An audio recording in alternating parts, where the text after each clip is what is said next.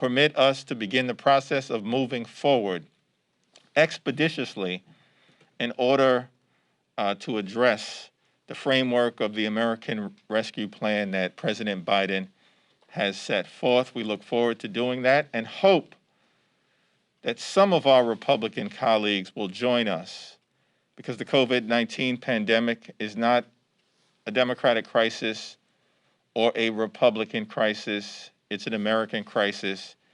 And as Joe Biden has indicated, as Speaker Pelosi has indicated, we look forward to addressing it together, to crush this virus together, to provide relief to the American people together, and ultimately to supercharge our economy and to build back better, and do that together, not as Democrats and Republicans, but as Americans. I now yield to the Vice Chair of the House Democratic Caucus, Pete Aguilar. Thank you, Mr. Chairman. As the Chairman mentioned, it is a solemn day here under the dome as we pay tribute to Officer Sicknick, who gave his life trying to defend our Capitol and our democracy. The Chairman had an opportunity to pay respects with legislative leaders just a short time ago. I had an opportunity last night to pay my respects, and our condolences continue to go out to his family and the U.S. Capitol Police. Today marks 2 weeks that President Biden has been in office, and we are already seeing the positive changes that will help millions of Americans. From his quick action on COVID to his efforts to support American manufacturing, address the climate crisis, and help fix our broken immigration system, the President is delivering for the American people.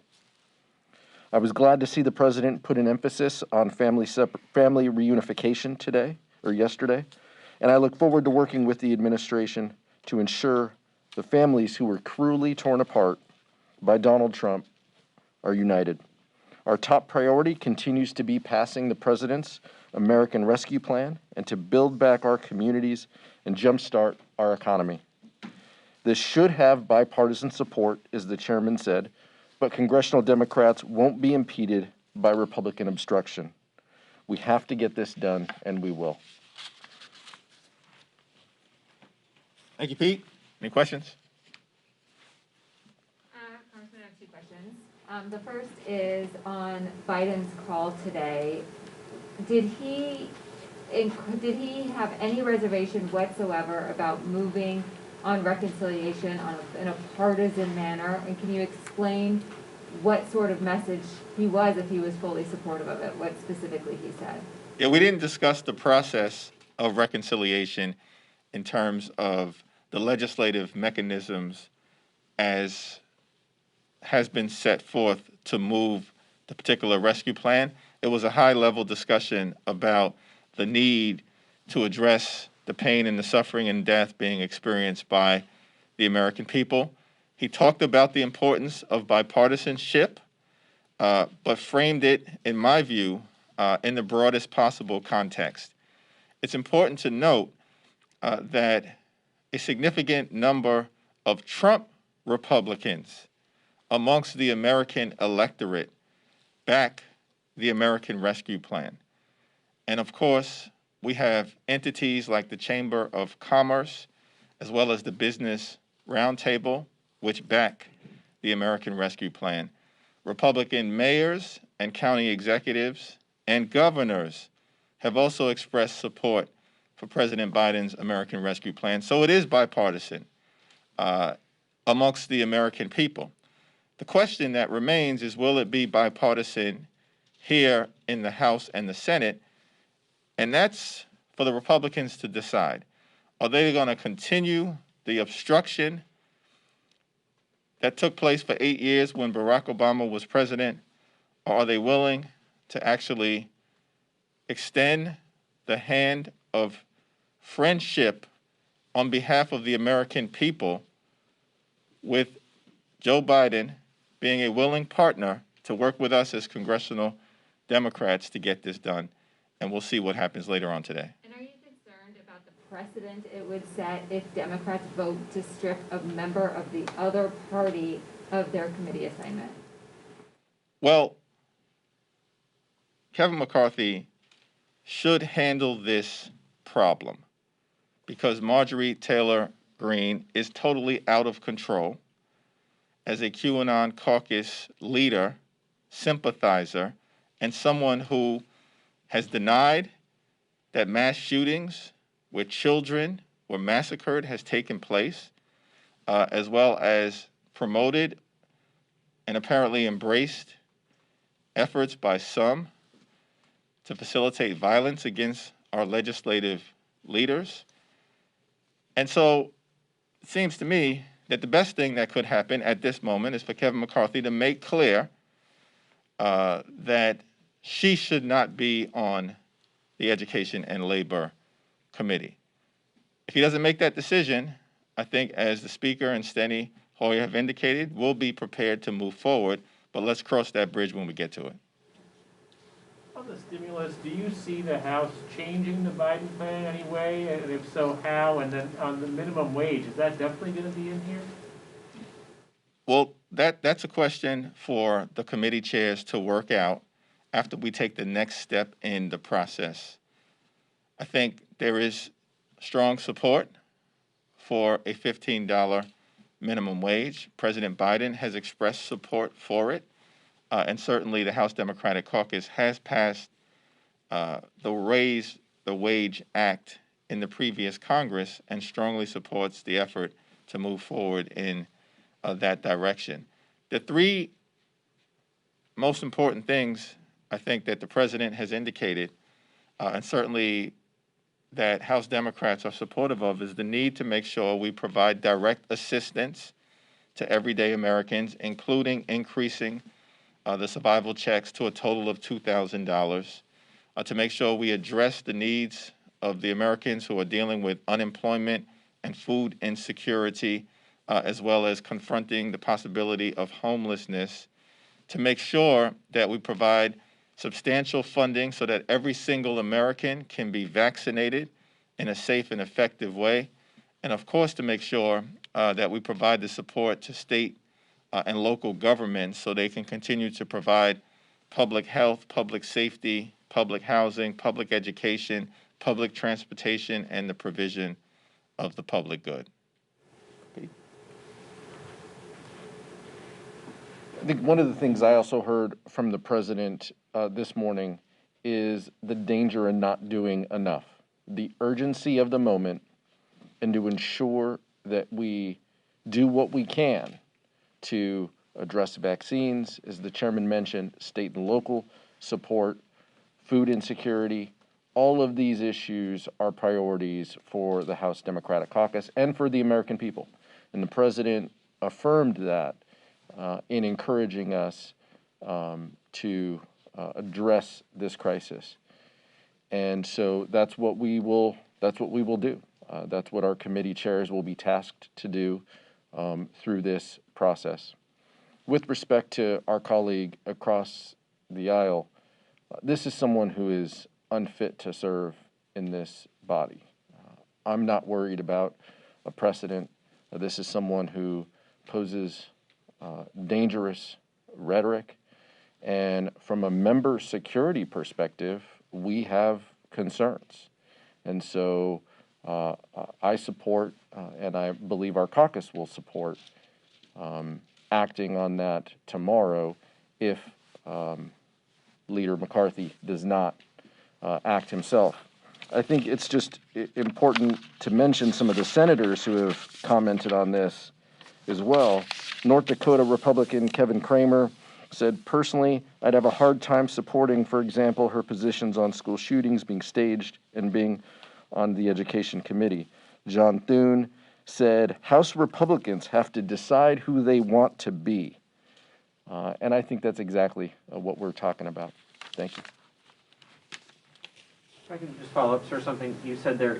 You cited security concerns. Are you saying that there are members in your caucus that are worried that Congresswoman Greene presents a threat to their life or safety, like an actual threat? Those are comments she's associated with in the past. And I think at this time, after what our caucus experienced, we are broadly concerned about security. But with respect to this individual, this has been some of the rhetoric that she has said, and I think we should trust in her own words what she has said and the comments she is associated with as we move forward. And I think that that is a factor that members have to consider. Don't you risk weaponizing the committee assignment process if Democrats move to remove a Republican from the committee process? Doesn't that present the risk that in some point when you're not in the majority, that comes back to be something that's used against you? I don't believe anyone in our caucus would ever say comments that would potentially endanger other members or associate themselves with the comments that she has about the Parkland shooting and about so many other topics. That is dangerous rhetoric, and so I don't worry about that precedent. I think that we need to act, and I believe that she is unfit to serve on these committees. Yeah, Marjorie Taylor Greene's rhetoric has been characterized as loony, crazy, wacky, dangerous by Senate Republicans, not House Democrats, by Senate Republicans. So this is not a partisan issue about precedent that may be established if we're compelled to act to address a situation that Kevin McCarthy should address himself. Why would Kevin McCarthy continue to associate himself and the Republican conference with someone who Leader Mitch McConnell has characterized as a cancer? The last time I checked, cancers need to be cut out and not allowed to metastasize. And Kevin McCarthy has the ability to do the right thing. He should. At the same time as all this controversy over Representative Greene, the DCCC is out with ads tying Republicans as a whole to QAnon, and also in light of what happened on January 6th. But how can House Democrats be taking steps towards bipartisanship, as President Biden urged today, in light of this messaging, even when there are many of these members who have not expressed any support whatsoever for these conspiracy theories? Well, what the DCCC does, the DCCC does in a non-governmental capacity. I don't think there was anything that was done in terms of the ads that was out of bounds or out of line. It basically made reference to votes that have been taken in a different area with respect to either impeachment or the votes that were taken on January 6th with respect to objecting to an election that they know Joe Biden won, even after a violent mob attacked the Capitol. Seems to me that those Republicans are going to have to answer for their votes and their record and the people that they associate themselves with. We look forward to working hand in hand with Republican colleagues who are interested in doing the right thing and confronting the COVID-19 pandemic and meeting the moment. But there are a whole handful of other individuals who are reckless and dangerous and irresponsible, and Kevin McCarthy needs to clean that situation up if he expects the Republican conference to be taken seriously. We'll go to this side. Yeah. One more question on Greene, and then I have a follow-up on a completely different topic. Can you characterize where you think it is appropriate to hold her accountable? Because it seems that a lot of Democratic House members are all over the map on this. Do you think she shouldn't be on any committees at all? Should she only be off the Education Committee? Or should she be completely expelled from the Congress? Where do you fall on that line in terms of what would be the appropriate action to hold her accountable? In my view, we have to take one step at a time, and what is in front of us right now is the outrageous decision by Kevin McCarthy to put Marjorie Taylor Greene on the Education Committee when she clearly believes that Parkland didn't happen and that those young people weren't murdered. Those families aren't suffering as a result of that school shooting. and that Sandy Hook didn't happen? How can you put someone who is a mass shooting denier who mocks the survivors of Parkland on the Education Committee? So that's in front of us right now. Let's deal with that issue. There are broader concerns with the fact that the House Republican Conference appears to have been taken over by the Conspiracy Caucus, the Crackpot Caucus, and the QAnon Caucus at the same time. Clearly, there are Senate Republicans concerned with that situation. America should be concerned with that situation. But let's proceed with what's in front of us right now, which is the outrageous decision to place her on the Education Committee. On a different topic, if you could just talk from your personal experience dealing with your constituents. I know you talked this morning with President Biden about the relief package, but where do you rank vaccine distribution specifically in terms of a priority for this government? And if you could maybe just share some experiences your constituents have shared with you and what you think needs to be done immediately to streamline that process. Well, thank you for that question. I'll also allow Vice Chair Pete, or ask Vice Chair Aguilar to answer as well. But President Biden made clear that vaccinations are a top priority, and we're thankful that the Biden administration is taking the vaccination process seriously because the previous administration did not. In order for us to get through this once-in-a-century pandemic, we're clear that it won't be over for any of us until it's over for all of us. And the way to make sure that the pandemic ends, that we crush the virus for every single American, is to ensure that every single American gets vaccinated in a safe and effective fashion. That's why billions of dollars will be allocated when we pass the American Rescue Plan.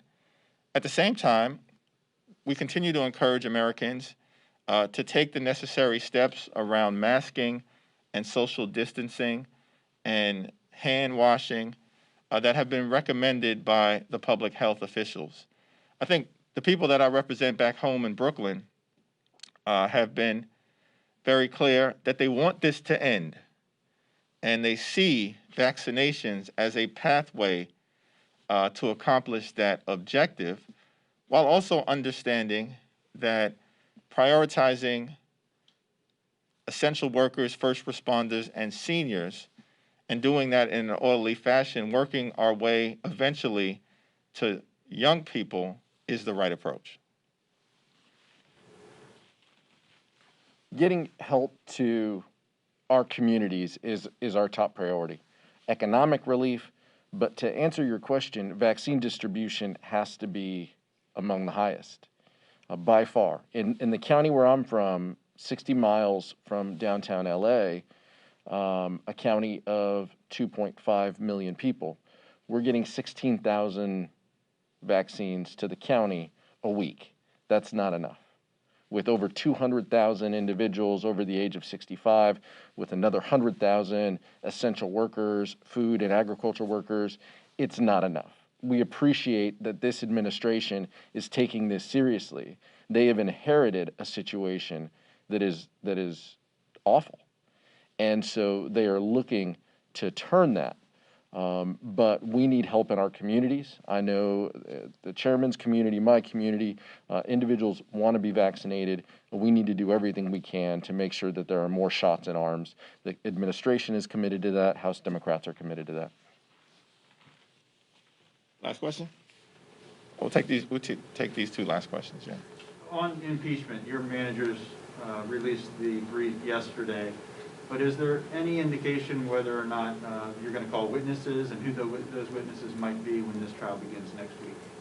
Well, that's a question that I think the House managers are working through, and they haven't publicly indicated what their approach is going to be. And so we look forward to their presentations, which will be compelling. It's our hope that Senate Republicans, with the exception of those who provided aid and comfort to the insurrection, like Ted Cruz and Josh Hawley, but it's my hope that the vast majority of Senate Republicans are going to follow the facts, apply the law, be guided by the Constitution, and let the truth fall where it may in the context of what the ultimate decision is on conviction. And I think that there's reason to believe that certainly a handful of Senate Republicans are going to be open to doing the right thing. Once the evidence is presented, which could include possible witnesses, let's see what takes place. I will say that as I was sitting in the ceremony earlier today, thinking about the fact that this officer was murdered defending us, and the fact that other Americans died in connection with the violent attack on the Capitol, and that the Capitol was ransacked. The Confederate flag was run through the building. The American flag was taken down, and a Trump flag was put up. More than 140 police officers have suffered serious injuries. Many of those injuries are head and brain trauma. One officer lost 3 fingers. Another officer may lose sight in at least one eye. And we're supposed to move on, like some Republicans have suggested? I'm not going to move on. And so I'm looking forward to the presentation of evidence by the House impeachment managers, and hopefully the Senate Republicans are prepared to receive that information and behave in a serious, solemn, and substantive fashion in response. As a former manager, are you offering any lessons learned to the managers coming up? No, it's an extraordinary team of very skilled litigators, and I think they're going to do an amazing job on behalf of not just the caucus and the House, but more importantly, on behalf of the American people. Last question, thanks. Yesterday in her Dear Colleague letter, Speaker Pelosi mentioned that there was a need for additional security funding for the Capitol complex. Was the security of members discussed on the call today? And what specifically, in terms of funding, would the Democratic caucus like to see for security measures here at the Capitol and during travel? Well, those are issues to be worked out, but I think we're all thankful that Speaker Pelosi is focused on ensuring that the Capitol complex is secure and that members, on behalf of the people that we are charged with representing, can do the people's business in a safe and secure fashion. And there are a variety of different committees that may ultimately be involved in working through these issues with the framework that the Speaker has provided in terms of the resources that are already available, as well as some additional resources that she has indicated may need to be available so that we can undertake our constitutional responsibilities. Understanding that the violent attack on the Capitol was designed to stop the House and the Senate from certifying an election pursuant to our constitutional charge, and that we cannot allow those individuals who want to govern by mob rule to be successful in intimidating members of Congress from doing the business of the people, particularly as we navigate our way through the deadly COVID-19 pandemic. So I think additional steps are going to be taken. The Speaker has indicated that. She continues to communicate with members frequently, both via correspondence, phone calls, in caucus meeting settings, and we want to make sure that everybody can do their jobs to the best of their ability without fear of intimidation from those who seek to stop democracy in its tracks. Thank you, everyone.